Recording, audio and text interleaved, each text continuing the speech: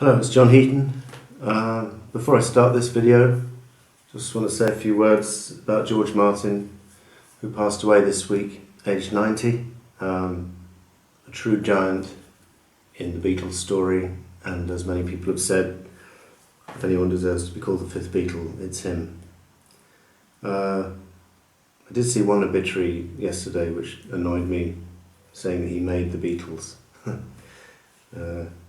He didn't. He obviously greatly facilitated their genius and added a touch of genius of his own, but he certainly didn't make them. So that kind of annoyed me. Some BBC journalist said that. Anyway, this evening I'm going to review this album from Bob Dylan, Nashville Skyline from 1969.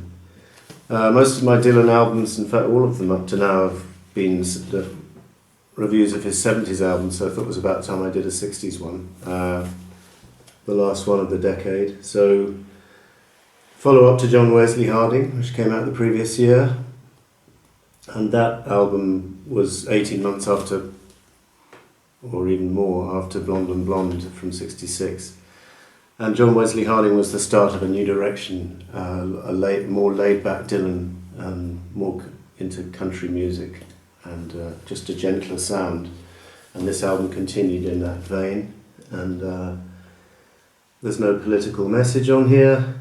It's for the most part a very happy album, very warm album, and some of the best love songs of his entire career. None of the angst from, for example, Blood on the Tracks, when his relationship was on the rocks. Here I think he's in a pretty happy period of his life, and it's reflected in the songs. And it's a very uplifting album. If you want to be cheered up, just put this one on, and it'll do the trick more often than not. So, starts off with, what a great cover, by the way.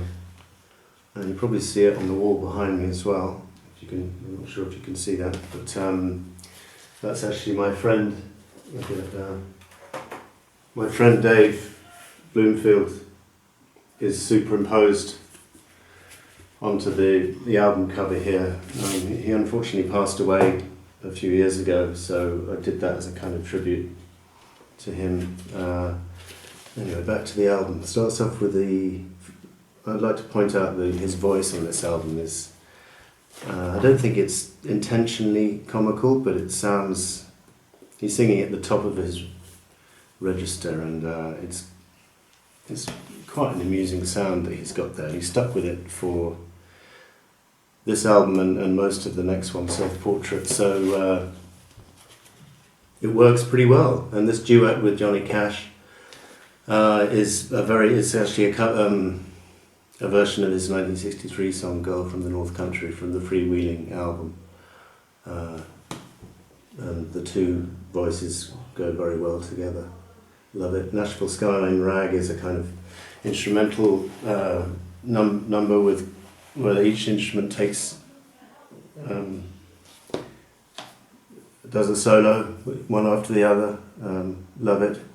And then To Be Alone With You is the first kind of new track with lyrics, a lovely love song, but the album reaches a complete peak on the next track, I Threw It All Away, which actually is one of the sadder tracks on the album. There's nothing too joyful about this one.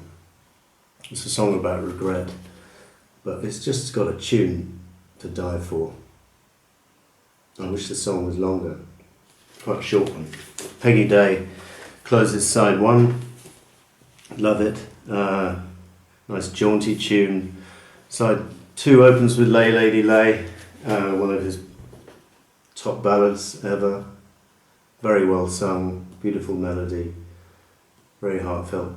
One More Night, lovely track. Tell Me It Isn't True, another complete highlight.